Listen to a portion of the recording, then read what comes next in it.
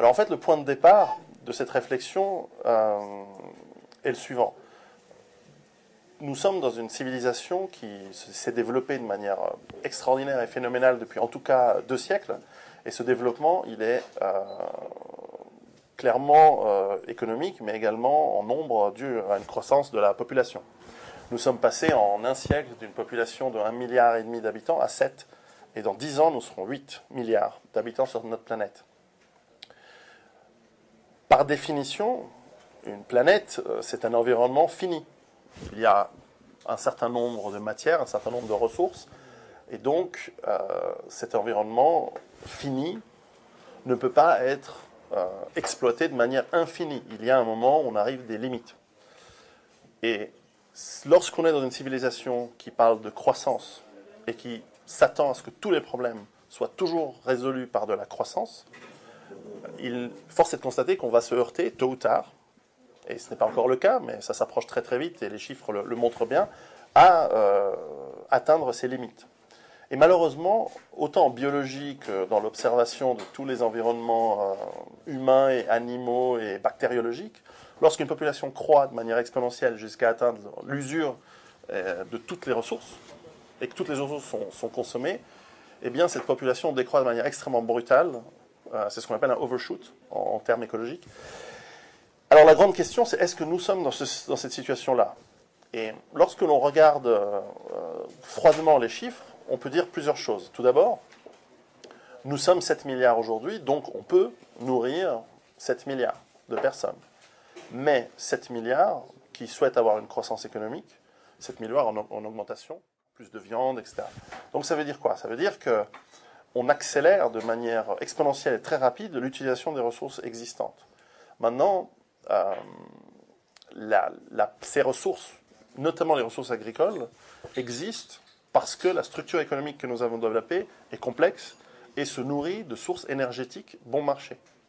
Enlevez ces sources énergétiques, et c'est essentiellement le pétrole, et vous n'avez plus de la nourriture pour 7 milliards de personnes. Vous n'avez plus de carburant pour transporter les gens, pour transporter la nourriture, pour transporter l'eau, pour permettre l'énergie nécessaire pour pomper l'eau et irriguer les sols, etc. Et en fait, cet effondrement économique, il va être basé sur ces tendances lourdes, que sont en fait, l'usure, la consommation jusqu'à ses limites de tout le pétrole bon marché qui existe. Et donc il ne restera que du pétrole très très très cher, très difficile à atteindre. Et ça, on parle de pics de pétrole, ce sont des domaines qui sont très très bien étudiés, qui sont très bien connus. Et les chiffres nous donnent encore à la consommation actuelle quelque chose comme 15 à 20 ans de pétrole bon marché. Mais avec la croissance économique qui est celle des pays émergents notamment, eh bien, et même en décroissance économique dans des pays occidentaux, la consommation de pétrole reste à peu près constante, voire même malgré tout en augmentation. Donc on va arriver en fait dans les 10 ans à ne plus avoir de pétrole. Ça c'est un premier point. Mais c'est d'ailleurs le même problème pour toutes les autres matières premières que sont métaux, terres rares et autres sources de ressources qui vont servir à de l'énergie, typiquement le gaz, le charbon, etc. Alors ça c'est le premier point. Ensuite vient, parce que notre consommation augmente, parce que nous sommes nombreux, il y a l'usure des environnements, donc de nos écosystèmes humains. Et je pense qu'on est en train de voir l'effondrement, l'un après les autres, de manière extrêmement rapide et accélérée, de tous les écosystèmes qui existent à travers la planète. Avant même de parler de réchauffement climatique et de toutes ces hypothèses, etc., et de ces choses-là, il faut vraiment voir concrètement que nous sommes en train de surpolluer par nos déchets l'ensemble de la planète à des niveaux phénoménaux. Et nous avons la chance, vous avez la chance en France, moi en Suisse, de vivre en Occident où la pollution elle est relativement bien gérée et cachée, voire exportée dans les pays pauvres.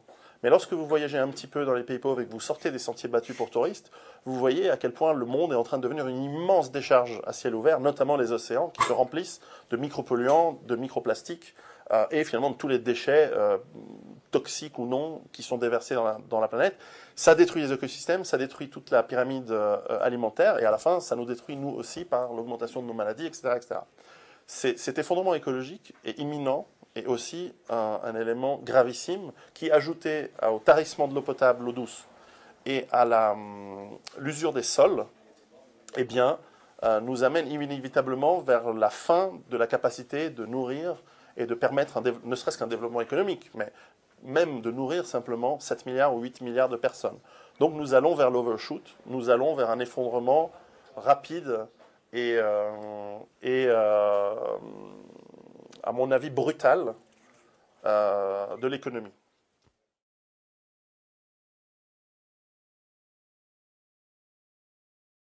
Quand on parle d'énergie, il faut bien rendre compte qu'on parle de choses différentes par rapport à simplement le pétrole. L'énergie, il y en a énormément de sources. Elle peut être, à la fin, toute l'énergie est solaire, puisque même le pétrole, au fond, ce sont des arbres qui ont été décomposés et sous des pressions et dans des roches particulières. On finit par former au bout de, je crois, 70 millions d'années ou 80 millions d'années, ce qui est le pétrole. Le charbon, c'est encore un peu plus long, etc. Donc, les énergies disponibles, elles ont énormément de formes. Et elles sont plus ou moins, en fonction du type, disponibles et accessibles à des coûts de production relativement rentables ou pas. Et il faut voir, on parle de rentabilité énergétique. Lorsque vous utilisez un baril de pétrole pour extraire un baril de pétrole, ce n'est pas rentable, quel que soit le prix de ce baril. Ça, c'est une notion aussi importante à avoir. En fait, l'énergie reste relativement abondante par rapport aux utilisations humaines. On peut générer d'électricité, qui est une forme assez noble d'ailleurs d'énergie, parce qu'elle est très pratique pour l'utilisation humaine, à partir des renouvelables, ce qu'on appelle les renouvelables, c'est-à-dire solaire, éolien, force marémotrice, etc. Il y a énormément de progrès à faire et les technologies nous amènent chaque année des solutions très intéressantes. Le problème du pétrole est le suivant. Nous avons bâti l'entièreté de notre civilisation, tout ce que nous portons, tout ce que nous mangeons, a été fabriqué à partir de, transporté grâce à cette énergie contenue dans le pétrole, qui est en fait finalement un vecteur d'énergie, qui est facile à manipuler, extrêmement polyvalent, qui a des fonctions dans la chimie absolument et la médecine absolument vitale, qui est important dans la fabrication et le transport de tout ce que l'on utilise et de tout ce que l'on a, et qui est en plus très facile à manipuler et à utiliser. N'importe quel imbécile sait gérer un camion, un conteneur, enfin un réceptacle de pétrole, quel qu'il soit. Et ce pétrole est difficilement substituable pour les transports, difficilement, ça veut pas dire qu'il est totalement non substituable. Mais ça devient compliqué, c'est difficile. Imaginez, on parle toujours de l'économie d'hydrogène, mais c'est impossible d'imaginer demain remplacer 1 milliard de véhicules dans le monde avec de l'hydrogène qui nécessite d'être stocké dans des réservoirs extrêmement solides, donc probablement en titane, etc., etc. Ensuite, il y a aussi la fabrication d'énormément de métaux. Par exemple, les essieux des pales pour les éoliennes, généralement sont fabriqués à base de titane. Bon, le titane, vous n'allez pas pouvoir le forger grâce à l'électricité. Il vous faut des hauts fourneaux. Ces hauts fourneaux doivent bien fonctionner d'une manière ou d'une autre. Généralement, on a besoin de pétrole ou de charbon de très haute qualité, etc. Donc, nous arrivons vers la fin de cette ressource. Et une civilisation sans pétrole est bien sûr possible, puisque c'est ce que nous avons eu pendant des dizaines de milliers d'années, puisque on a eu des civilisations brillantes et performantes et où on vivait très très bien sans pétrole. Le problème, c'est toujours le changement. Le changement, notamment lorsqu'il est brutal. Nous sommes habitués à une civilisation très très complexe, extrêmement dépendante de systèmes d'approvisionnement et de flux d'approvisionnement qui fonctionnent uniquement grâce au pétrole. Et nous sommes 7 milliards et demi, ou bientôt 8. Donc, comment est-ce qu'on va faire le jour où on nous retire ceci de manière brutale? On n'a pas 100 ans pour s'adapter. On a peut-être sur le pétrole 15-20 ans maximum.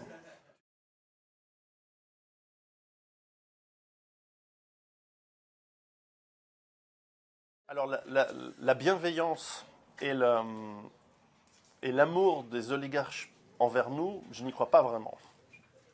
Première chose. Ensuite, vous êtes responsable de vous-même et donc c'est à vous de vous en sortir. Donc n'attendez pas, même s'ils étaient bienveillants, même si nos gouvernements étaient bienveillants par rapport à nous et s'ils étaient d'une fibre morale extraordinairement admirable, je ne crois pas qu'on puisse le dire aujourd'hui, je pense que malgré tout, il faut se préparer à être autonome, parce qu'être autonome, c'est aussi être libre par nous-mêmes. Et vous êtes 100% actionnaire de vous-même. Donc, n'attendez pas ni le salut, ni l'aide des autres, a priori. Ensuite, si on vous aide, tant mieux. Ça, c'est des premières choses à dire. Ensuite, je crois que quant aux solutions possibles, oui, vous avez raison. Le système moderne, le système actuel, parce qu'il est basé sur finalement les pires instincts de l'être humain, il a une immense capacité d'adaptation et de prendre, d'assimiler tout. Et donc de tirer un profit maximum et une survie de ce système qui dure de plus en plus longtemps. Et c'est possible que dans la durée, je me trompe, c'est possible qu'on ait plus que 10 ans. Moi, je pense qu'on a au mieux 10 ans pour se préparer et que ça va ensuite vraiment être méchant. Ça peut être avant. Mais je pense qu'on a encore un peu de temps. On surestime toujours ce qui va arriver dans l'année, mais on sous-estime toujours ce qui va arriver dans la décennie. C'est assez classique dans l'être humain. On voit les gens dans les années 30, jamais ils auraient pensé qu'il y avait à avoir une guerre dans la décennie. Mais ils pensaient qu'il allait y avoir une guerre. Mais pourtant, c'est arrivé assez vite. Mais ceux qui appelaient à la guerre en 1933, ils se sont trompés. Ce n'était pas en 1933 qu'il y a eu la guerre. L'arrivée du nazisme en Allemagne n'a pas provoqué la guerre immédiatement. Ça a pris un certain temps. Est-ce que ce système va nous apporter des solutions technologiques? Il va essayer. Parce que c'est dans l'intérêt de l'inventeur, de l'innovateur, moi j'ai travaillé dans l'industrie du logiciel, donc je vois à quel point l'innovation est fébrile dans certains environnements économiques. Et clairement, il y a du profit à faire. Celui qui amène un produit qui va nous permettre d'économiser du pétrole, de l'utiliser de manière moins... Voilà, d'en utiliser moins dans nos voitures, etc., il va clairement gagner beaucoup d'argent. Donc, il y a un intérêt. Donc, le système a intérêt de trouver des solutions. Maintenant, ça fait un moment qu'on y pense, de remplacer le pétrole, notamment avec d'autres systèmes. On l'a toujours pas fait. Et croyez-moi que les plus grandes industries pétrolières du monde sont les États, Norvège, Koweït, Arabie Saoudite. Là aussi, c'est pas un complot des pétroliers pour nous cacher des moteurs, etc. Enfin, si ces moteurs efficaces existaient, ils seraient là. Je crois qu'on a de la peine à imaginer l'inéluctabilité de la non-substituabilité du pétrole. Et je pense que oui, c'est possible que le système soit capable de se réinventer de manière surprenante, mais pas très longtemps. Donc, regardez bien dans les yeux vos enfants. Est-ce que vous comptez sur les autres pour leur survie? Moi, je me préparais un minimum moi-même.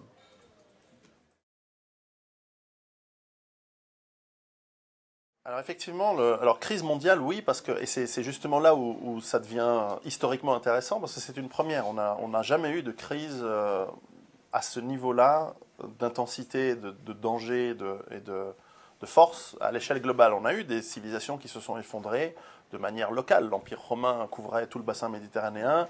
On a eu des effondrements partiels de civilisations sur le continent asiatique, la Chine notamment. Et puis on a eu des effondrements à 100%. Je cite souvent les Vikings du Groenland, l'Empire Maya, puis plus petit, l'île de Pâques, l'île de Nauru, etc., etc. Il y a énormément d'exemples de civilisations qui se sont effondrées. D'ailleurs, on verra que ce sont des civilisations qui ont choisi l'effondrement. Ils avaient très bien compris pourquoi ils allaient s'effondrer. De même que nous comprenons très bien les problèmes auxquels nous faisons face. Et socialement et sociologiquement, on va choisir de s'effondrer. Cela dit, géographiquement, il y a des régions plus dangereuses que d'autres. Ne serait-ce que l'environnement urbain, on va en parler un peu plus, l'environnement urbain est plus dangereux que l'environnement rural. De la même manière que pendant les guerres, en France, chez vous, lorsque vous avez eu l'occupation pendant la Deuxième Guerre mondiale, les paysans ne mouraient pas de faim. Et même, ils se sont enrichis en vendant de la nourriture aux gens qui avaient été dans le besoin des villes. Donc, clairement, il y a un aspect local et géographique important. Ensuite, ce qu'il faut aussi se rendre compte, c'est que la taille des villes est très très différente.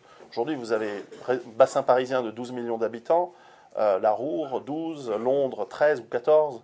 Bref, c'est 10 ou 15 fois plus grand que la population qu'il y avait lors de la dernière grande crise dans les années 20 ou dans les années 30, ou pendant la dernière guerre que vous avez eue sur sol français, qui est donc la Deuxième Guerre mondiale. Donc clairement, il y a un aspect rural, urbain très important, en sachant que tous ces gens sont dépendants de flux d'approvisionnement, de nourriture. La nourriture ne vient pas dans les supermarchés, etc.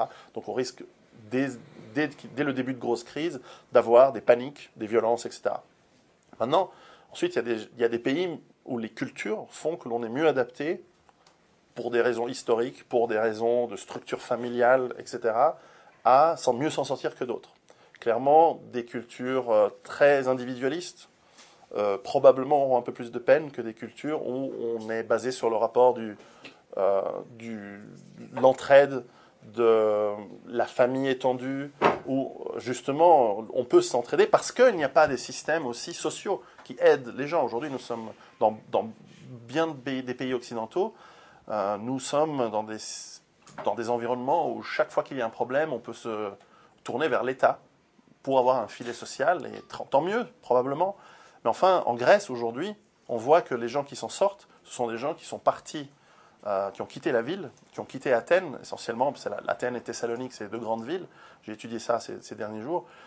Et en gros, qui sont retournés dans leur village natal, chez leurs grands-parents, et qui se sont posés, etc. Donc là aussi, il faut bien comprendre que ça va beaucoup varier d'un pays à l'autre. Donc typiquement, par exemple, dans les cultures méditerranéennes, où la famille est importante, où on a l'habitude de s'entraider, on a l'habitude de ne pas avoir l'argent de l'État qui vient.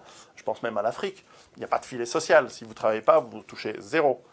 Contrairement à ici, où probablement, pour certains, vous touchez plus d'argent que si vous êtes en faisant rien, que si vous êtes retraité, etc. Ou même si on travaille. Donc on voit même des dysfonctionnements dans nos systèmes occidentaux. Mais enfin, chaque pays et chaque culture va avoir une capacité à réagir de manière difficile. Mais enfin, plus ou moins facile. Mais enfin, cet effondrement va toucher tout le monde. Et va toucher l'ensemble de la planète avec probablement un décalage de temps d'un endroit à l'autre. Typiquement, nous en Suisse, j'ai parfois des Suisses qui me disent non, mais nous on est un pays riche et puis on est mieux défendu, etc. On me donne beaucoup de très très bonnes raisons pour lesquelles la Suisse serait immunisée, mais c'est faux. Parce que le jour où toute l'Europe autour, la France, l'Allemagne, etc., l'Italie sont vraiment dans le pétrin et que la crise économique devient un vrai effondrement, quand bien même nous fermerions nos frontières, ce qui est prévu, quand bien même nous refuserions des réfugiés, ce qui est prévu, eh bien, notre économie est à genoux aussi. Et notre structure, on va dire, ethnico-culturelle, elle n'est pas hétérogène. Donc, comment est-ce qu'on va gérer des populations hétérogènes? Peu importe l'avis que l'on peut avoir, la question n'est pas là. Qu'est-ce qui nous lie les uns les autres? C'est ça la vraie question. Comment on définit l'identité? Moi, j'ai aucun problème avec aucune personne d'aucune sorte à partir du moment où elle ne m'ennuie pas, à partir du moment où elle ne vient pas essayer de m'égorger pour prendre ma nourriture ou de faire du mal à ma famille. Donc, aujourd'hui, ce problème ne se pose évidemment pas. Je viens à Paris comme un touriste, tranquille, il ne va rien se passer. Mais dans 6 mois, dans 2 ans, dans 5 ans, la situation va complètement changer. J'aime bien comparer la ville où vous m'interviewez, Paris. C'est un peu comme un immense zoo, sauf que les fauves sont en dehors de la cage, et que la cage dans laquelle vous êtes ici, dans le centre-ville, elle est faite en papier. C'est simplement que personne ne s'en rend compte qu'elle est faite en papier. Le jour où ça va tomber, on va s'en rendre compte que la police, la gendarmerie, elle va rester chez elle pour protéger sa famille, et les fauves seront lâchés sur la population. Donc nous, aux Suisses, on est un peu la petite cage au milieu de l'Europe, à la limite. Et on va avoir aussi énormément de problèmes. Il n'y a aucun endroit qui va être immunisé de ce qui va arriver, à moins d'être peut-être sur une île du Pacifique ou dans un endroit où il y a finalement peu de population et une grande production de nourriture de manière naturelle. Là, vous êtes à peu près tranquille.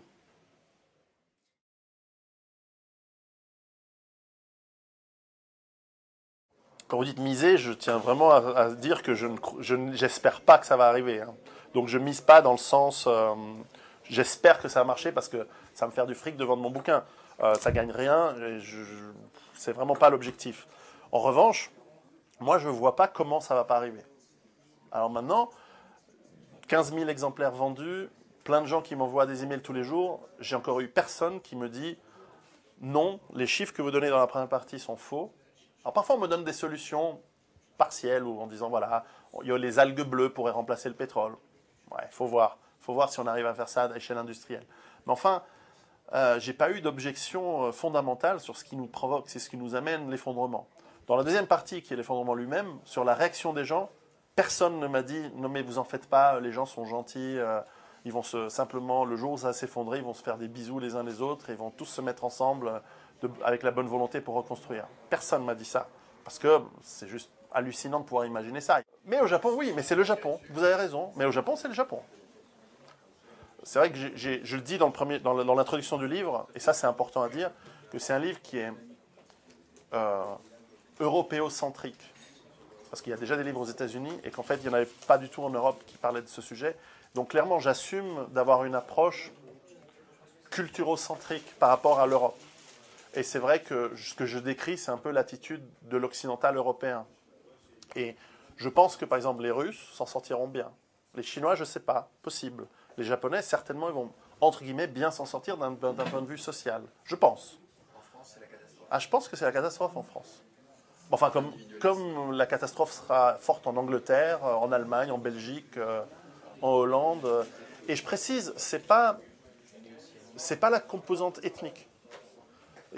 Parce que souvent les gens disent ouais, vous dites ça parce que vous êtes raciste. Non, non, non, ça n'a rien à voir. Parce que je pense que, et je pense que la plupart des Français s'en rendent compte, qu'il y a une certaine culture qui a été créée par l'immigration massive en mélangeant une certaine population française et une certaine population qui est immigrée. Pas tous, l'immense majorité, elles veulent juste travailler et s'occuper de leur famille, évidemment. Mais je pense qu'on a créé un environnement où on a pris le pire de la culture européenne locale ou française et on a réussi, je ne sais pas comment, à sortir le pire de la culture d'origine des gens qui sont venus. Alors que l'idée, c'était de trouver le mieux. Maintenant, on a trouvé le pire. Et qu'on est en train de... On a créé, en rajoutant dessus un consumérisme effréné, en fait, un mélange explosif parfait. Et que ça amène une jeunesse désœuvrée, sans espoir, qui devient violente. Parce que justement, c'est un mélange vraiment détonnant. Et ce n'est pas... Et moi, je dis toujours, j'ai souvent des débats assez houleux. Et d'ailleurs, les seuls qui me détestent vraiment dans mon discours, c'est assez marrant, c'est des gens, les ultra extrême droite. Parce que justement, ils me considèrent trop tolérant. Et moi, je dis ce que je pense. Je suis désolé si je plais ou plais pas. Je m'en fous. C'est pas mon projet de plaire ou de pas plaire. J'essaie de dire ce qui me semble être la réalité. Mais je pense justement que il y a des super compétences chez plein de gens et qu'au contraire, d'ailleurs, une partie de la population immigrée, elle a une énergie que nous n'avons pas ou que collectivement l'Européen a perdu parce qu'on a été lobotomisé / émasculé par une certaine culture qui est présente aujourd'hui. Mais n'en demeure pas moins qu'il y a une culture extrêmement brutale qui s'est créée. Et moi, je dis toujours Kevin Mouloud, mais c'est Kevin aussi, hein, c'est pas parce que les gens ils entendent ce qu'ils ont envie d'entendre. Kevin de banlieue, il est Kevin de banlieue, c'est pas aussi. Enfin, je dis banlieue, on parle toujours des racailles de banlieue, mais enfin, il y a des racailles des beaux quartiers qui sont tout aussi dérangés mentalement que d'autres. Donc, ouais, je pense qu'en Europe, on est soit au début d'un renouveau, ou soit à la fin d'un long suicide, mais qu'on va passer par le chaos pour savoir où ça va.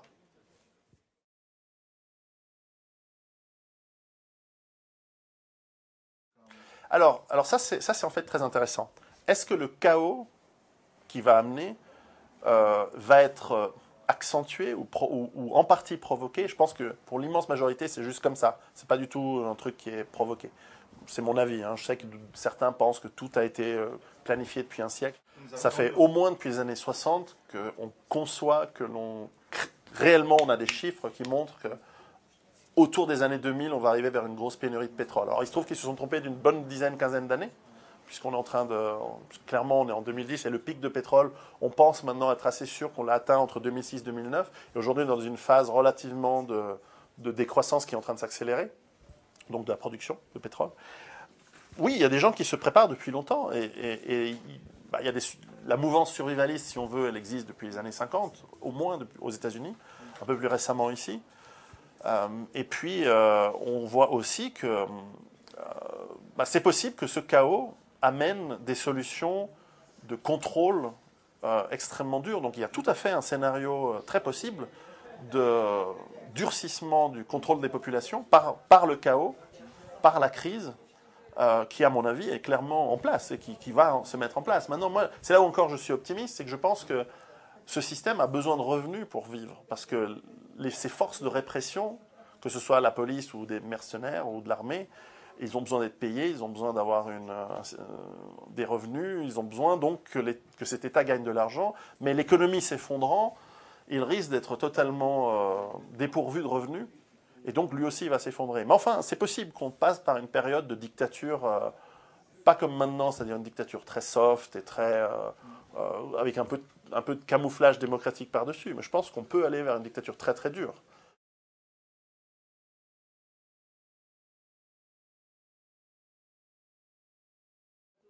Bah, c'est possible. Maintenant, là, je vous ai parlé d'un des facteurs clés, enfin, plusieurs facteurs clés qui sont l'énergie liée au pétrole et puis l'écologie. Mais il n'y a pas que ça. Et c'est vrai que on peut espérer, et on peut espérer, mais à mon avis, ce n'est pas la bonne stratégie de survie, de l'espoir. L'espoir, ce n'est pas une bonne stratégie. Comme on le dit d'ailleurs dans les entreprises, lorsque vous êtes un commercial et que vous dites j'espère que je vais vendre ce client, généralement votre chef, votre responsable de vente, il va vous dire que l'espoir, ce n'est pas une très bonne stratégie de vente ou de quoi que ce soit. Il faut être sur des faits concrets pour établir des stratégies. Je pense que nous sommes aujourd'hui dans un scénario de déclin progressif, mais qui est en train de s'accélérer. Et je pense que d'ailleurs le catalyseur de l'effondrement va être, et ça c'est l'ironie, c'est quelque chose que l'on a fabriqué nous-mêmes, comme des grands, c'est justement l'effondrement de la finance mondiale. Ça va précipiter, dans le sens premier du terme, ça va précipiter toute cette convergence d'immenses problèmes qui sont en train de nous arriver dessus en ce moment même.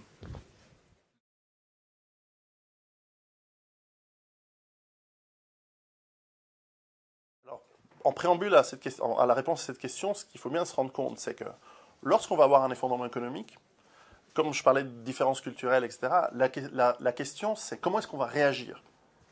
Parce qu'au fond, si tout le monde réagit comme les Japonais ont réagi lorsqu'il y a eu le tsunami l'année dernière, finalement, en manière ordonnée, coordonnée, où finalement on s'organise pour que ça se passe bien, bah, l'effondrement économique n'amène pas le chaos social et le chaos tout court, et la violence, etc. Maintenant, introspectivement, si on regarde autour de nous dans nos villes occidentales, on se rend compte qu'on a créé des cultures. C'est comme ça, on peut aller dans les raisons et le pourquoi et le comment, mais on a créé des cultures d'égoïsme, de manque d'empathie, où on ne pense qu'à soi-même et on veut tout de suite. Et la combinaison de cette culture globale, qui est extrêmement égoïste, extrêmement hédoniste, elle va se transformer lorsque justement il y aura un manque et une pénurie, en extrême agressivité. On le voit aujourd'hui, il n'y a pas forcément plus de crimes aujourd'hui que dans le passé, mais ils sont beaucoup plus violents, avec une violence gratuite qui frôle, qui est limite qui est limite torture. Et ça, on le voit dans les rapports de police que c'est beaucoup plus fréquent. Mais c'est ce manque d'empathie qui nous transforme en une société de psychopathes. Et que c'est cliniquement, on a une société malade au point de vue psychiatrique, enfin, vraiment grave et lourdement malade. Donc ça, c'est important à le dire parce que ça va nous permettre de comprendre justement comment on bâtit ce lien social. Moi, je pense que les gens, en ont besoin. Les gens sont habitués à être durs, à ne pas se parler, à être impolis, etc. Mais qu'au fond d'eux-mêmes, ils en ont besoin. Donc, dès maintenant, effectivement, c'est avant que ça doit se construire parce qu'après, on fera encore moins confiance aux gens. Quand vous allez avoir des inconnus qui s'approchent de votre seule source de nourriture ou d'eau pour vous et vos enfants, vous n'allez pas exactement les accueillir comme aujourd'hui vous accueillerez quelqu'un qui s'est perdu et qui s'approche de votre maison pour demander un chemin. Il y a de fortes chances que vous mettiez en place une procédure pour faire en sorte d'identifier la personne et le moindre errement dans la procédure, donc je parle d'un monde où les lois n'ont plus cours, évidemment, amènera de votre part une réponse violente à une potentielle agression. Parce que vous serez stressé, vous aurez encore moins confiance qu'aujourd'hui. Donc ce lien social, il doit se travailler aujourd'hui. Et ça commence par des petites choses qui vous sembleront peut-être évidentes, mais c'est la politesse, le respect, ne pas couper la parole aux gens quand ils parlent, des choses qui sont complètement anodines en réalité, mais que l'on a oubliées. Et on parlait tout à l'heure avant l'interview, mais c'est intéressant de le redire, à quel point, moi je suis, parfois, venant de Suisse, où on a un environnement relativement poli, et relativement où les gens se parlent avec un certain respect, bah c'est évident, on est tous armés, donc forcément ça force à être un petit peu mettre beaucoup d'eau dans son vin dans nos discussions. Je suis toujours étonné en France à quel point tous les sujets sont polarisés, un peu comme les États-Unis. Ça s'est vraiment empiré. Je me souviens d'il y a 10-15 ans, ou ouais, même dans mon enfance en France, lorsque l'on parlait de politique ou autre, on pouvait s'engueuler, mais en fond, c'était pas les insultes, c'était pas l'ostracisme direct, et c'était pas la pensée unique. Et tout ce qui n'est pas dans la pensée unique, c'est forcément de l'extrémisme, du fascisme ou n'importe quelle étiquette que l'on a envie de donner. Je suis vraiment étonné de voir à quel point tout est polarisé. Si vous n'êtes pas avec un, vous êtes contre l'autre. Et cette guerre de tous contre tous, c'est aussi le résultat de notre culture, c'est aussi le résultat d'une polémisation à l'extrême de tout ce que l'on fait. Et c'est le résultat d'un certain système économique, de marketing, etc., forcément. Mais ça impacte la création de ce lien social. Alors ce lien social, c'est fondamental, vous devez le recréer. Et ces liens, ils vont être basés sur un vrai échange, sur des vraies relations de confiance, sur probablement des rites de passage communs qui ont disparu, on n'en a plus aucun. Qu'est-ce qui fait... Aujourd'hui, on parle d'intégration, mais qui a envie de s'intégrer dans notre monde? Moi, je comprends des gens qui débarquent en Occident, qui voient ce qu'on voit à la télévision, dans les affiches. Pour vendre des chaussettes, on met des nanas à poil dans les trucs. J'ai pas envie... Moi, j'ai pas envie que mes enfants vivent dans ce monde. Donc, je peux comprendre qu'une personne immigrée récente, moi-même, je suis immigré, puisque je suis italien d'origine et je suis devenu suisse, mais je peux comprendre que quelqu'un qui débarque aujourd'hui, on lui parle, on lui fait un certain blabla sur la démocratie, la laïcité, tralalala, mais dans les faits, il n'y a rien, et au contraire, c'est un monde de consommation, c'est un monde de marketing. Alors, moi, je ne veux pas mettre de valeur morale dans mon discours, mais enfin, c'est compréhensible que quelqu'un qui vient d'une société plus traditionnelle, qui marche, n'a pas envie de s'intégrer dans un monde comme ça. Donc, il n'y a plus d'identité commune, et le manque d'identité commune va être catastrophique lorsque ça va aller mal.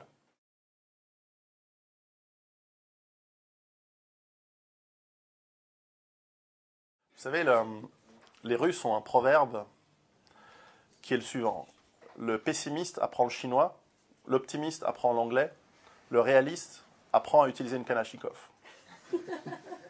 Moi, je crois que je suis malheureusement réaliste. Et ce que j'explique dans mon livre, ce n'est pas un souhait. Ce n'est pas une... Moi, j'espère que j'ai complètement faux. J'espère que ça n'arrivera pas. Parce que ça veut dire des millions de morts. Ça veut dire des millions de morts en France. Ça veut dire l'effondrement, c'est-à-dire la fin de l'effondrement de l'Occident. Et il y a quand même des choses bien dans l'Occident. Il n'y avait pas que des conneries, il y avait des trucs vraiment bien. Mais malheureusement, c'est en train de s'effondrer. Et s'effondrer pour aller vers le chaos. Mais en même temps, je pense qu'au fond, et ceux qui ont lu le livre s'en rendront compte, surtout vers la fin du livre, qu'en fait, il y a en réalité de l'espoir et que je suis optimiste. Je suis optimiste que si nous, et c'est pour ça que j'écris ce livre, c'est pour ça que je sors du bois en montrant mon visage, alors que moi, je préconise la discrétion dans la préparation.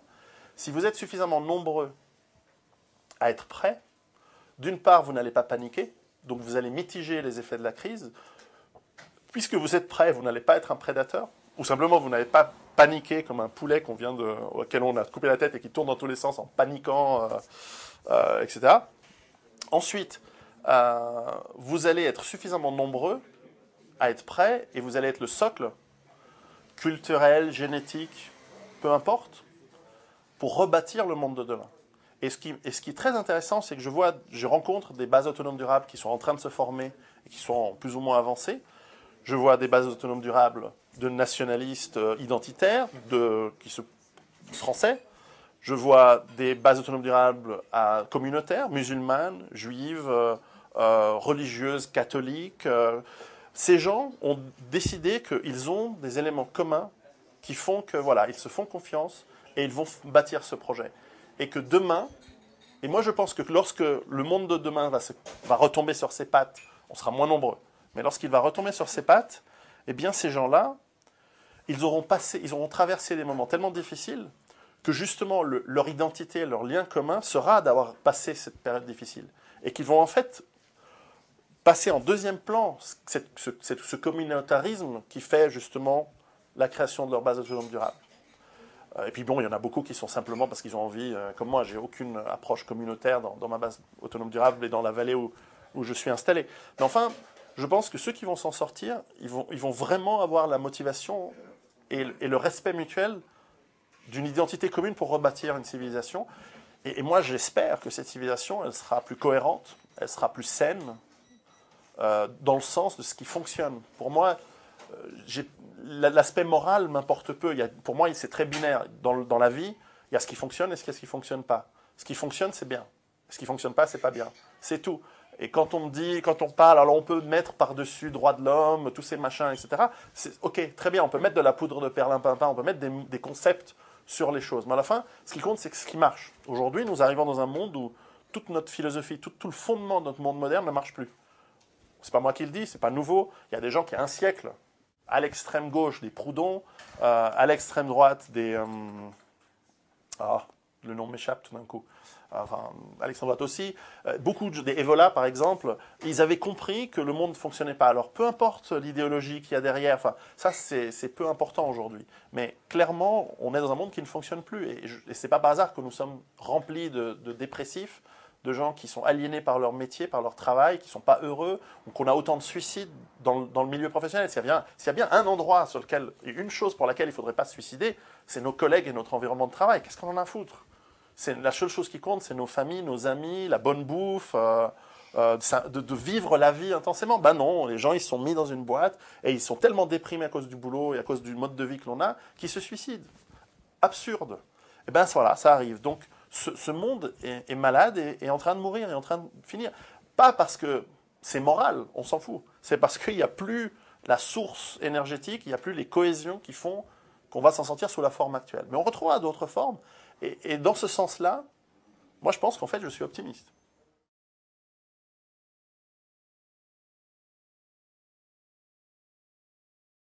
Alors la préparation, elle est tout d'abord de se désintoxiquer des sources d'informations classiques pour en fait se nettoyer la tête de toutes les informations erronées et fausses que l'on nous donne et qui notamment incluent une illusion de sécurité.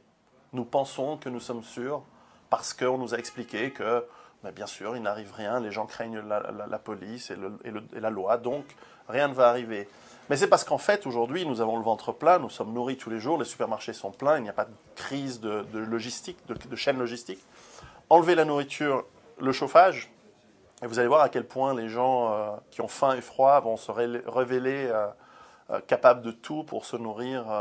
Et quand je dis tout, c'est de toutes les malveillances et toutes les violences. Donc, d'abord comprendre la nature de la crise qui arrive. Ensuite, il faut bien poser l'équation. Sans langue de bois, sans ornière, de vraiment voir tous les problèmes et de savoir bien définir la problématique, sans avoir peur de dire les choses telles qu'elles sont, quitte à se tromper. On peut ensuite mieux étudier le problème et mieux comprendre. Mais on doit comprendre ce qui arrive. Si vous ne comprenez pas ce qui arrive, vous allez mal vous préparer. Alors, deux des erreurs classiques, justement, des gens qui se préparent, c'est de se focaliser sur un scénario particulier. Je ne sais pas, la guerre civile, ou alors la catastrophe naturelle, ou alors la guerre nucléaire, et d'être focalisé là-dessus. Ça, c'est typiquement l'erreur, parce que cet événement-là va probablement pas arriver exactement de la manière dont vous avez prévu, et donc il faut se préparer d'une manière beaucoup plus générale et beaucoup plus, à mon sens, hein, c'est mon avis tout ça, beaucoup plus ouverte et polyvalente. Deuxième grande problème de préparatif classique, c'est celui qui veut être prêt à tout. Il veut être prêt à tous les scénarios possibles et imaginables.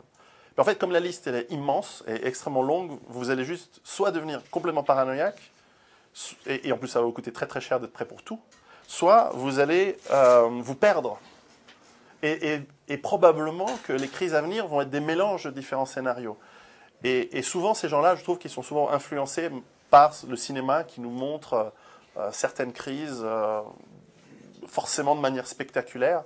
Mais vous savez, la réalité, c'est que les crises, on les connaît, on en a eu pas très longtemps. L'effondrement de l'Union soviétique, la guerre en Yougoslavie, le Rwanda, la Tchétchénie, l'Irak. Il y a énormément de mélanges. En Irak, vous avez eu la guerre, l'occupation étrangère, des crises alimentaires, des crises sanitaires, la guerre civile, tout ça mélangé. Donc, il faut bien étudier comment ça fonctionne. Mais évidemment, ce sont des crises locales. Alors, comment est-ce qu'on se prépare? Mais moi, je pense qu'il faut préparer tout d'abord un endroit où on va pouvoir créer de la sécurité. Et la sécurité, elle ne peut venir, à mon sens, que si vous êtes enraciné à un endroit où vous allez dire, voilà, à l'intérieur de ce périmètre, je n'accepterai pas la violence. Je me battrai, je ne vais pas fuir. Parce que vous ne pourrez pas fuir toujours. Et si vous êtes mobile, nomade ou que vous fuyez, vous n'aurez que ce que vous pouvez, a priori, transporter sur vos deux épaules et vos deux jambes. Parce qu'il faudra oublier les voitures, les 4x4 avec de l'essence, ça ne va pas durer très longtemps. Donc, en gros, vous aurez 20 ou 30 kilos de matériel sur vous. Ça va être très, très difficile d'organiser la survie dans la forêt, déguisé en buisson, comme dirait mon ami Vol West, avec vos 20 kilos de matériel, bon, au bout d'un moment, vous arrivez à une limite. Moi, ce que je préconise, c'est un endroit où vous allez être fixe. Ça peut être très petit, ça peut être très grand en fonction de vos moyens. On va voir, souvent on me pose la question comment je fais quand j'ai pas de moyens, j'ai pas de sous. En fait, on peut très bien commencer tout petit. Et en fait, ce concept, c'est ce que j'ai repris une expression, un concept qui s'appelle la base autonome durable. C'est-à-dire que vous allez être fixe, donc une base, vous allez développer de l'autonomie, et puis durable, parce que vous ne savez pas combien de temps va durer cette crise. Est-ce que c'est une crise de quelques semaines? Ça m'étonnerait. Est-ce que ça va être 6 mois, 2, 3 ans? C'est bien possible. Ou est-ce que ça va être des décennies ou plusieurs générations? Je ne le pense pas et je ne l'espère pas surtout. Mais enfin, il faudra être autonome dans la durée. Donc ce concept s'imbrique. Si vous imaginez bien, si vous êtes autonome mais pas durable, vous n'allez pas durer longtemps. Si vous êtes durable mais pas autonome, ça va être difficile. Et si vous n'êtes pas fixe, vous allez pouvoir ni être ni autonome ni durable. Et donc, dans ce cadre-là, pour moi, il y a 7 éléments essentiels que j'explique dans mon livre, assez dans le détail, qui sont l'eau, la nourriture, l'hygiène et la santé, l'énergie, la connaissance, ensuite la défense et le lien social. Et ils sont totalement, en fait, indissociables et complémentaires, et il est, à mon avis, impossible de réussir sans être équilibré dans la préparation. Je vois des gens qui sont parfaitement organisés au niveau de leur potager, de leur filtrage et de leur purification d'eau, et qui ont leur production de nourriture dans la campagne, par exemple, très très très bien. Mais simplement, ils ont une approche naïve de la nature humaine, et ils disent non, mais on ne sait pas se défendre. Bon, ben, durée de vie, 3 heures. Le jour où des types débarquent en disant, ben voilà, on veut cette nourriture, voire on va tuer les habitants de la ferme pour s'en approprier, c'est fini. À l'inverse, il y a des gens qui sont totalement préparés de manière déséquilibrée sur la défense. Collection d'armes fantastiques avec des trucs hallucinants, des stocks de munitions à n'en plus finir, mais qui n'ont pas d'eau, pas de nourriture, etc. Eux-mêmes vont être inévitablement transformés en prédateurs, puisqu'ils n'auront pas à manger. Et donc, en tant que prédateurs, tôt ou tard, ils vont tomber sur quelqu'un de mieux organisé qu'eux, et ils vont être éliminés. Donc, ce n'est pas une bonne solution non plus. C'est une solution trop à court terme. Il faut couvrir ces 7 éléments, et le plus important, c'est le lien social, évidemment. On en parlera.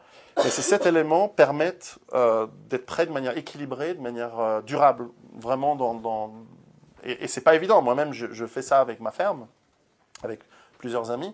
C'est un travail très long, très difficile, parfois coûteux, ça dépend. On peut remplacer l'argent fait gagner du temps, bien sûr. Mais l'argent n'est pas l'élément le plus important. C'est beaucoup de travail et de savoir-faire.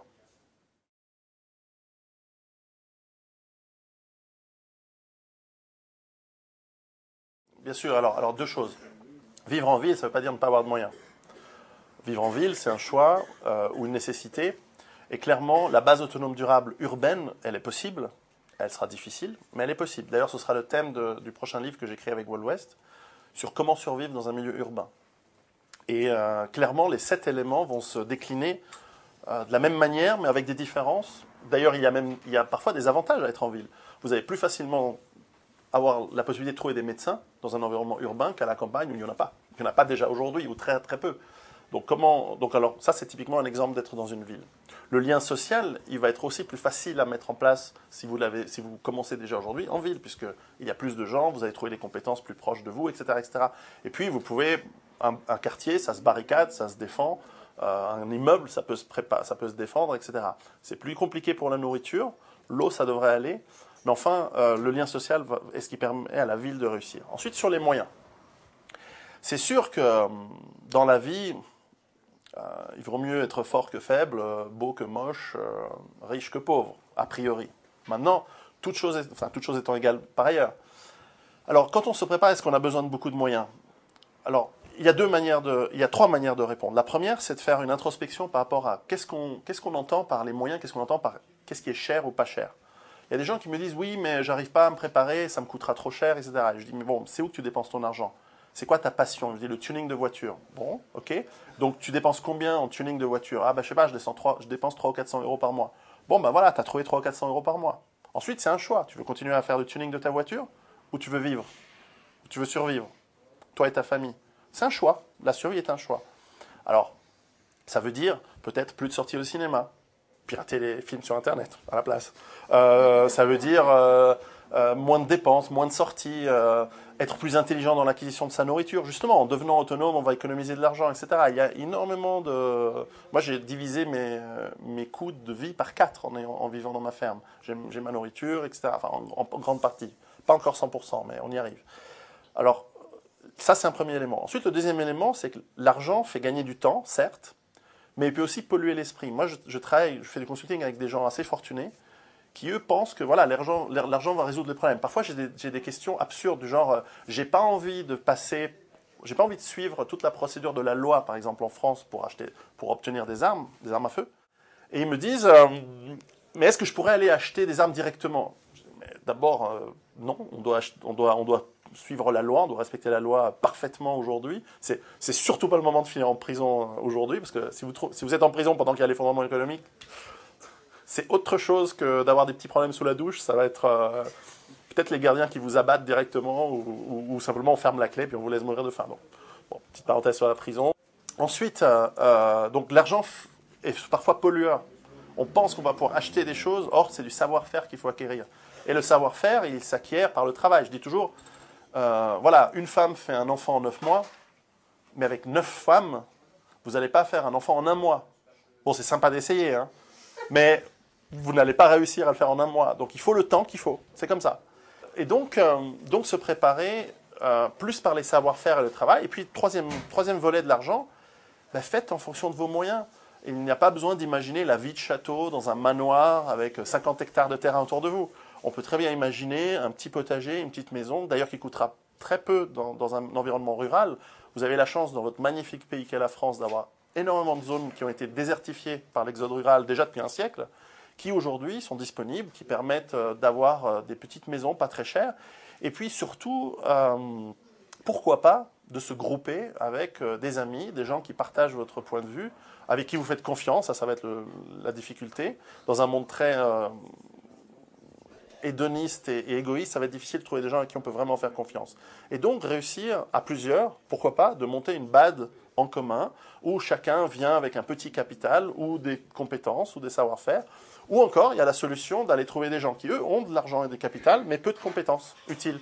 Parce que vous pouvez, si ça se trouve, vous êtes un très grand avocat, vous gagnez très très bien votre vie, mais vous ne savez rien faire. Vous savez juste parler. Bon, bah, vous n'allez pas aller très loin. A priori, le monde de demain réserve pour vous une place dans une échelle sociale faible, très très basse.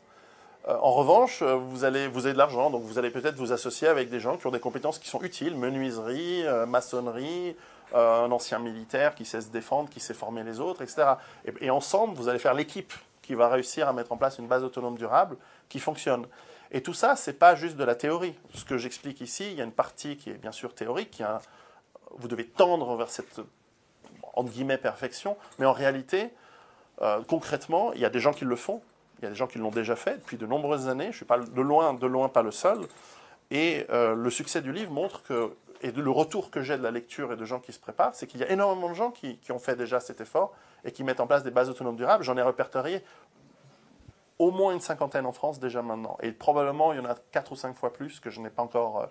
Quand je dis répertorié, c'est que je n'ai pas l'adresse, hein, venez pas chez moi pour avoir la liste, mais je ne l'ai pas. Mais simplement, voilà, je sais qu'en gros, dans la région nantaise, il y en a 4 ou 5. En gros, dans la région marseillaise, il y en a que 3 ou 4 dans la campagne, etc. Je ne sais pas exactement où, mais voilà. Et d'ailleurs, elle commence à se mettre en réseau, ce qui sera la prochaine étape, c'est-à-dire qu'une fois qu'on est prêt, une fois qu'on a développé un lien social autour de soi, aussi mettre en place ces sortes de liens qui vous permettent d'avoir du renfort, d'avoir du commerce même, de l'échange. Ce lien qui va être en fait indispensable d'une part pour bien survivre, mais aussi pour redémarrer et reconstruire après.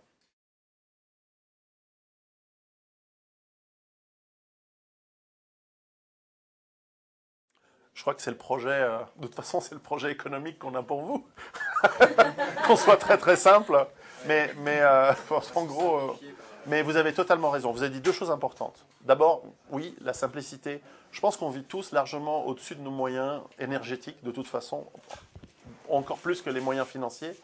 Donc il faut que l'on apprenne à vivre de manière simple, de manière humaine, c'est-à-dire que les liens avec les gens, c'est plus important que la bagnole dans laquelle vous roulez, la marque de fringues que vous avez, etc.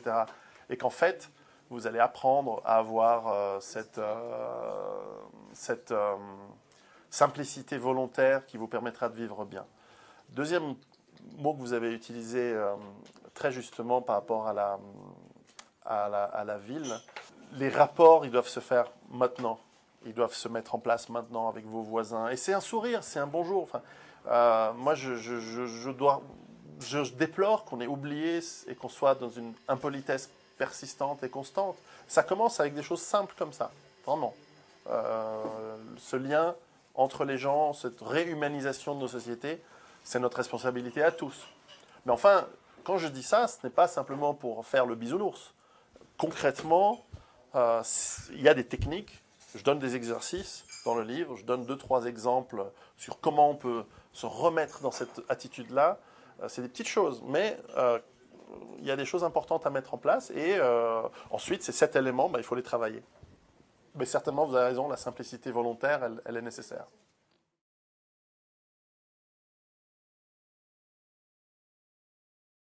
Ça dépend de l'intensité de la crise. Souvent, on me pose la question, est-ce que je dois, finalement, puisque ça va être l'effondrement, autant que, yallah, j'emprunte à mort tout ce que je peux maintenant et je ne rembourserai jamais. Sauf qu'on n'est pas sûr de la rapidité et de l'intensité de l'effondrement. Puis ça se trouve, c'est pas immédiat. Ça se prendra un certain temps.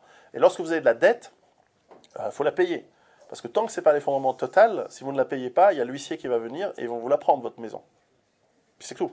Et il n'y a pas de oui mais non. Si t'es pas d'accord, on amène la police. Et c'est fini. Et vous êtes à la rue demain. Enfin, ça va très très vite.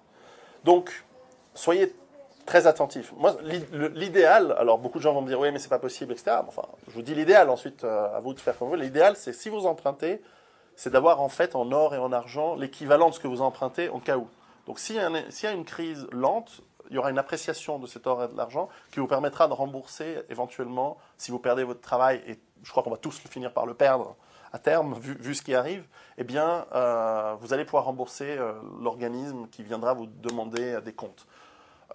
Ensuite, il se peut très bien que l'effondrement bancaire annule toutes ces dettes, et à ce moment-là, voilà.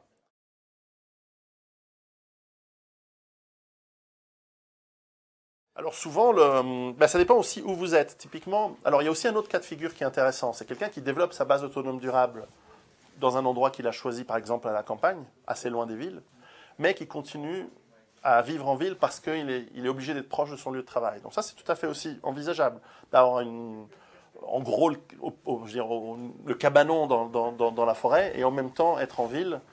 Et à ce moment-là, je pense aujourd'hui qu'il est mieux d'être locataire que propriétaire parce que l'effondrement économique va amener une pulvérisation totale de la valeur immobilière de tout ce qui existe en ville, dans l'immense majorité des biens immobiliers. Donc aujourd'hui, si vous êtes propriétaire d'une villa, dans une zone périurbaine ou d'un bel appartement en ville, profitez que ça vaut encore pas mal d'argent, vendez.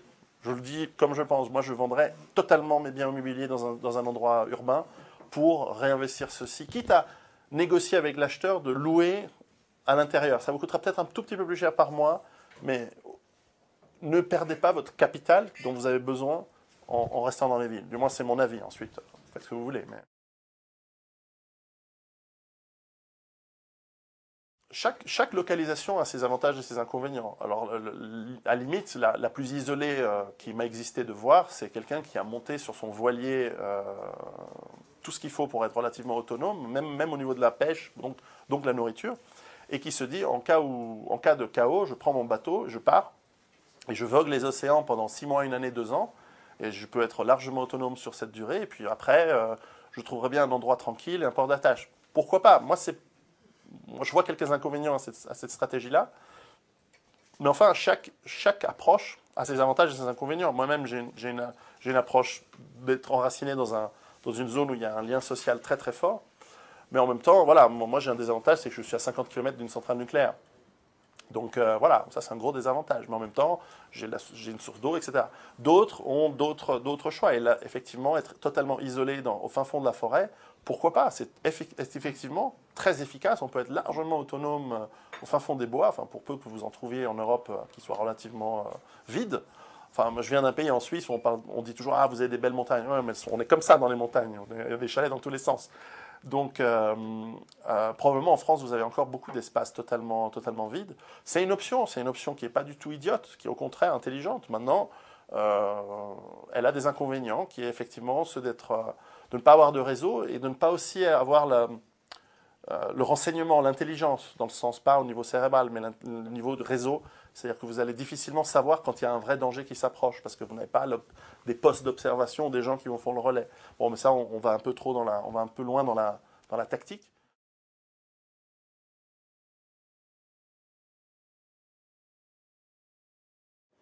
On n'effacera jamais les riches et les pauvres. D'ailleurs, le problème n'est pas tellement être très riche par rapport à une masse de très pauvres. Ça, c'est en fait une conséquence d'un problème plus lourd. Encore une fois, on parle de cohésion. Vous savez, quand les Grecs ont inventé Athènes, quand Athènes a inventé la démocratie, du moins de ce qu'on connaît, la démocratie réelle, elle fonctionnait parce qu'ils avaient des choses en commun. Et que le riche athénien comme le pauvre athénien, à partir du moment où ils étaient citoyens, en fait, ils allaient se battre ensemble dans la phalange, donc c'est une unité militaire, où on est protégé de son propre bouclier qu'à moitié. L'autre moitié de son corps est protégée par son voisin. Lorsqu'on se bat de cette manière, avec sa lance, son épée et son bouclier, et que l'on doit sa survie à la discipline de l'ensemble, et notamment la protection de votre voisin, que votre voisin soit riche ou pauvre, qu'il soit beau ou laid, qu'il soit grand ou petit, votre voisin, c'est votre égal. Et donc vous êtes prêt à accepter qu'un homme, une voix. Vous êtes prêt à accepter la démocratie, parce que ça a du sens. Parce que vous avez ce lien commun, fort. Si ça ne fonctionne pas, vous êtes mort. C'est basique dans notre... on a oublié tout ça, parce que nous sommes avec une couche de confort extraordinaire. Mais nous allons devoir redécouvrir tout ça. Donc en fait, la différence entre riche et pauvre, c'est pas simplement de la richesse, c'est que celui qui est très très riche, il en a rien à foutre de vous. Et d'ailleurs, celui qui est très très pauvre, il en a rien à foutre de celui qui est très très riche. Et c'est compréhensible, c'est comme ça, parce qu'ils vivent entre eux. Il n'y a plus de service militaire, par exemple, qui les faisait vivre ensemble. Alors moi, je pense que le service militaire, il aurait dû évoluer au lieu d'être supprimé, il aurait dû évoluer vers autre chose. Mais enfin, en fait, une certaine oligarchie qui en a absolument... Mais depuis de nombreuses années, on ne parle pas de 10 ans, on parle de plusieurs siècles, hein, qui en a, mais rien à foutre, rien à foutre, rien à foutre. Et ça, il faut se le mettre dans le crâne, que cette oligarchie, elle ne veut pas votre bien. Et les représentants de cette oligarchie sont les gouvernements, mais ce ne sont pas eux qui décident. Il faut vraiment qu'on le comprenne, et ça fait partie de la désintoxication des médias, et de ce dont je parlais au tout début de l'interview, et donc d'apprendre les informations par soi-même. Et je tiens à le dire, c'est pas... Moi, je ne crois pas dans les histoires de complots farfelus, mais il y a des complots. Par définition, lorsque j'ai encore jusqu'à récemment été membre de conseil d'administration d'entreprise, et je vous assure que on complote tout le temps. On complote pour faire plus de chiffre d'affaires l'année suivante. Est-ce que c'est être complotiste de dire ça? Non, mais c'est la nature humaine. Et lorsque vous êtes, depuis que vous êtes né dans un environnement où il n'y a que des riches comme vous, eh ben, vous pensez que votre mode de pensée, c'est le seul qui est valable, parce que forcément, vous êtes riche, donc c'est bien. Et donc, et même vous pensez que c'est bien pour les autres. C'est pas forcément malfaisant, c'est juste comme ça. Enfin, c'est ce que je pense. Alors, ça n'empêche pas que derrière, il y a peut-être des gens malades, il y a des gens fous, certainement. Mais moi, je pense qu'il ne faut pas aller chercher trop loin non plus. Mais peut-être que je me trompe. Dans des complots ésotérico ou communautaires ou autres. Enfin, moi, je crois que ça ne veut pas dire qu'il n'y en a pas, mais pas trop aller dans ces domaines-là.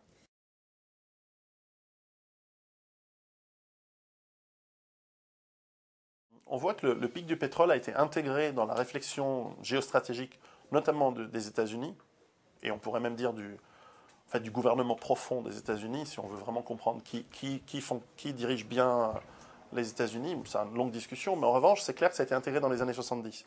Et on voit des gens comme Zbigniew Brzezinski, qui a théorisé une certaine stratégie et présence des États-Unis au Moyen-Orient. Alors, il y a toujours des gens qui disent oui, Israël a toujours été soutenu par les États-Unis. C'est faux, par exemple. On voit qu'Israël a été soutenu d'abord par l'Union soviétique, ensuite par la France et l'Angleterre, et seulement bien après par les États-Unis. Et que le gros du soutien à Israël, qui est clairement un pays clairement occidental au Moyen-Orient, il s'est fait vraiment à partir des années 70 et accentué dans les années 80, 90, après la Guerre mondiale. Et clairement, les États-Unis interviennent au Moyen-Orient. On peut croire que c'est pour les beaux yeux bruns des Moyen-Orientaux. À mon avis, c'est plutôt pour ce qu'il y a dans leur sous-sol, parce qu'on ne les voit pas vraiment intervenir au Zimbabwe, parce qu'il y a une belle industrie du tabac. Non, ils sont en Irak, ils sont en Afghanistan, ils sont présents en Arabie Saoudite, etc. Maintenant, ce n'est pas l'unique raison, mais c'est la grosse raison.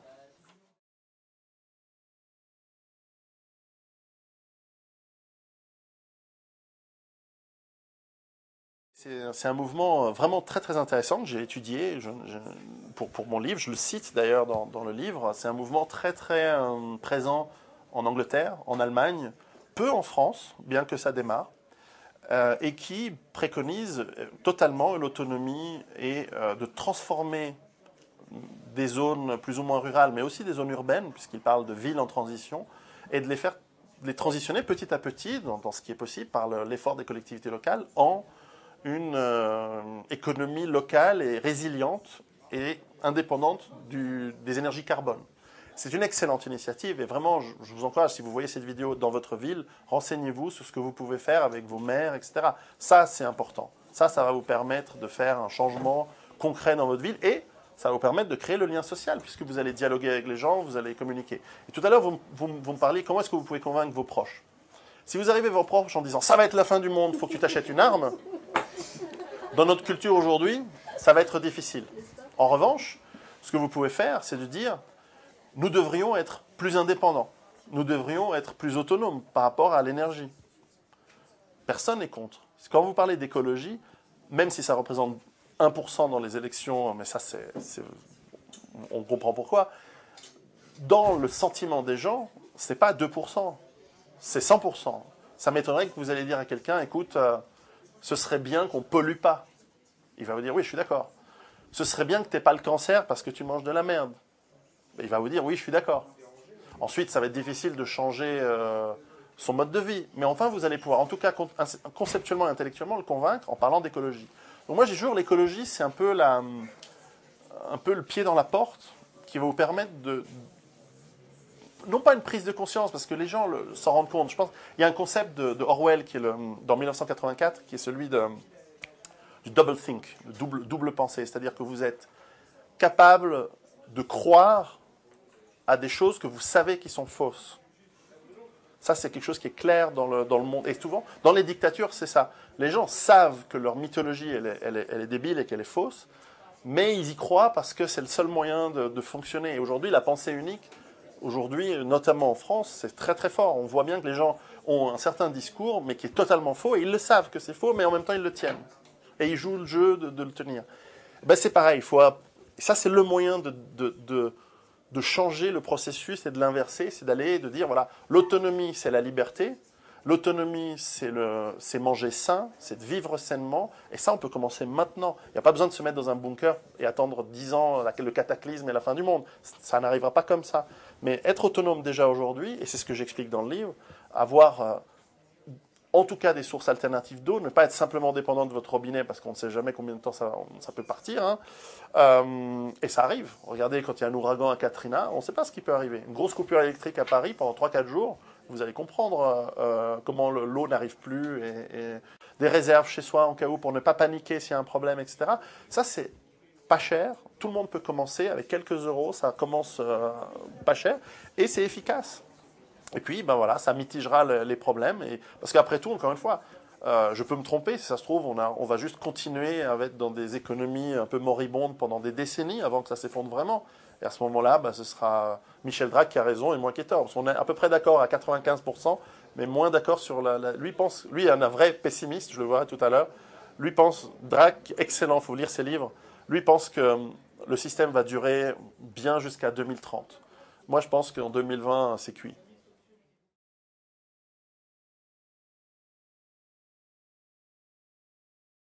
Alors, ce sera le thème d'un troisième livre, puisque le deuxième sera comment on survit en ville. Le troisième livre sera un petit peu basé sur comment on va mettre en place les bases du monde de demain. Je me garderais bien de donner des valeurs morales, d'ailleurs, dans ce livre-là, mais simplement des techniques du genre, comment est-ce qu'on va éduquer nos enfants? Qu'est-ce qui est important dans l'éducation de nos enfants? Encore une fois, pas morale, technique, basique. Qu'est-ce qu'on devrait apprendre à nos enfants pour le monde de demain, pour qu'ils soient prêts? Parce que c'est pour eux qu'on fait tout ça. En fait, toujours, c'est le survivalisme ou la survie, au fond, c'est un acte d'amour. C'est un acte d'amour pour nos enfants, pour les générations futures. C'est pas du tout un acte égoïste. Les gens disent, oui, mais c'est égoïste de se cacher, de se préparer. Non, non, non. Je fais pas ça pour moi. Je fais ça pour les autres. Je fais ça pour les gens qui viendront après. Mes enfants d'abord. Alors maintenant, le réseau aujourd'hui. Alors je pense que cette mise en réseau, elle doit commencer aujourd'hui. C'est important de démarrer. C'est important de commencer maintenant. Chacun son combat, chacun son travail. Personnellement, je n'ai pas le temps de prendre le leadership, d'être meneur de cette initiative-là. D'une part, parce que je pense que ça ne doit pas être centralisé. C'est en fait une idée. Ce que j'explique dans ce livre, au fond, c'est un concept, c'est une idée que chacun adapte en fonction de ses moyens, en fonction de ses capacités, et que donc, à chacun de se lancer, et à chacun de faire son réseau. Et s'il y a un réseau de réseaux, tant mieux. Mais en fait, ça doit être viral, comme un virus. Ça ne doit pas être centralisé, il ne doit pas y avoir un gourou. Moi, j'ai certainement pas envie d'être un gourou. Je pense que c'est à chacun, il y a des réseaux qui se mettent en place, il y a un réseau ici à Paris, il y a un réseau dans chaque département. Utilisez les outils qui existent encore aujourd'hui, que ce soit Internet, Facebook, etc., les réseaux sociaux, peu importe. Utilisez-les comme des outils pour aller du point A au point B, et quand vous n'en avez plus besoin, passez au vrai, passez au contact réel. Vous les jetez et puis vous les utilisez en base arrière, et vous allez vraiment au contact réel, parce que être à Toulon et être connecté avec quelqu'un de Nantes, c'est bien. Mais quand il y aura l'effondrement, celui de Toulon, il a intérêt à être connecté avec des gens de Toulon, et celui de Nantes, il a intérêt à être connecté avec des gens de Nantes. C'est dans ce sens-là qu'il va falloir faire des réseaux, dans une distance de 50-100 km maximum, parce qu'au-delà, pendant un certain temps, ça va être difficile. On ne va pas se balader, on ne va pas prendre la voiture et traverser la France. Ça va être juste trop dangereux et vraiment difficile. Donc, le réseau, il doit être local. Donc, et justement, ces bases autonomes durables que je rencontre, ce qui est génial dans les conférences dans lesquelles que j'essaye d'animer, que je fais un petit peu encore à travers la France, c'est que les gens se voient, se rencontrent, puis finalement ils se disent, mais finalement, t'as pas l'air d'être un malade mental ou d'un fou furieux. Et si on se voyait, on se fait une bouffe, on va prendre un verre, puis on discute. Alors au début, on donne peut-être pas son vrai nom, on donne pas l'endroit où on a vraiment mis en place, parce qu'on se méfie. Mais au bout d'un moment, on se dit, allez, ok, on partage les informations, on se voit. Et puis petit à petit, il ne faut pas viser 10 millions de personnes, il faut viser 3, 4, 5. Puis petit à petit se mettre en place.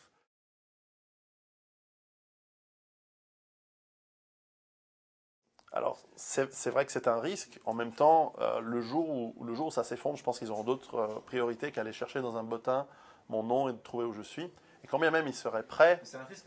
C'est un risque. Alors, quand bien même ils seraient prêts et qu'ils aient réussi à la trouver, alors je ne lance pas un défi parce qu'elle est facile à trouver, mais bon, moi et mon village dans lequel je fais partie, et je vous assure, hein, je fais 1,85 m, je ne suis pas chétif, je suis le plus chétif de mon village. C'est des montagnards, ils transportent des troncs d'arbres de 100 kilos pour les monter dans leur camion. Enfin, c'est vraiment les gens rudes de la campagne. Bon, bah, il faudra venir, hein. Vous serez bien reçus. Mais enfin, en tout cas, au boulot et travaillez par vous-même.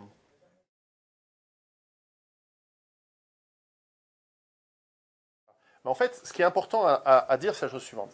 La question, ce que j'entends, c'est est-ce que je dois me barrer d'ici ou pas?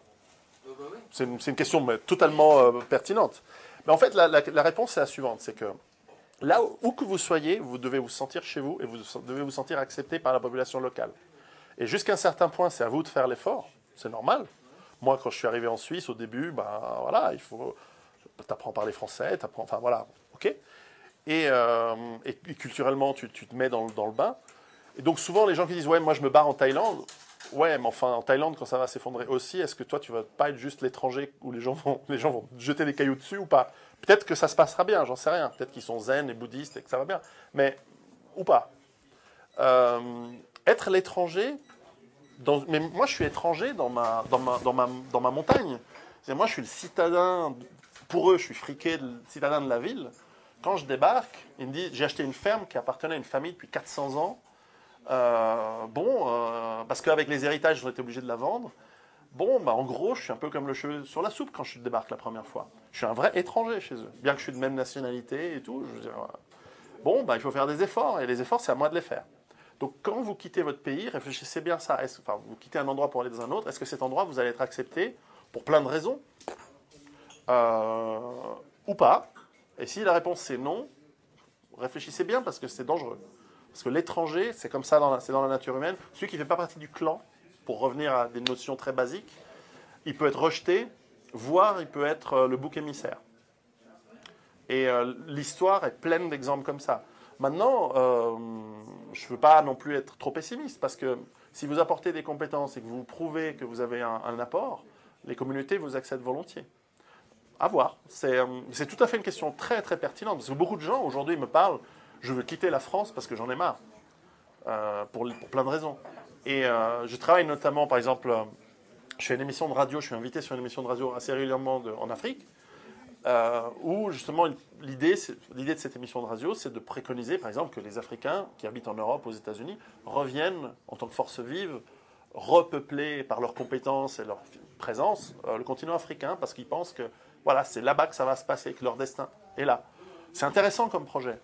Bon, bah, c'est intéressant, et donc il faut, pourquoi pas, explorer la chose et voir si c'est jouable. Mais enfin, je connais aussi des personnes d'origine africaine qui étaient américaines, qui sont reparties en Afrique, et ils se sont retrouvés vraiment des étrangers. Parce que j'espère qu'on est tous conscients que les races et les couleurs de peau, c'est un aspect de nos personnalités, et je pense que c'est un aspect mineur. L'aspect majeur, c'est notre culture, bien sûr. De même qu'on peut être on peut avoir une culture multiraciale, c'est la culture qui fait la différence. C'est pas la couleur de la peau, c'est totalement. Voilà, je vais faire mon discours antiraciste à deux balles, mais c'est accessoire. Mais c'est la culture qui est importante. Donc quand vous avez quelqu'un de culture américaine qui débarque en Afrique, ou de culture française qui débarque en Afrique, est-ce qu'il va être bien accepté ou pas? Pas dit, pas sûr. Mais c'est jouable. Donc, encore une fois, chaque cas est particulier. C'est pour ça que c'est pour ça que je ne fais pas de la politique et que je ne fais pas de la morale. Parce que justement, il y a tellement une infinité de cas possibles que chaque cas est à peu près unique. Mais le mieux, c'est quand on est soudé dans un groupe, ça c'est clair.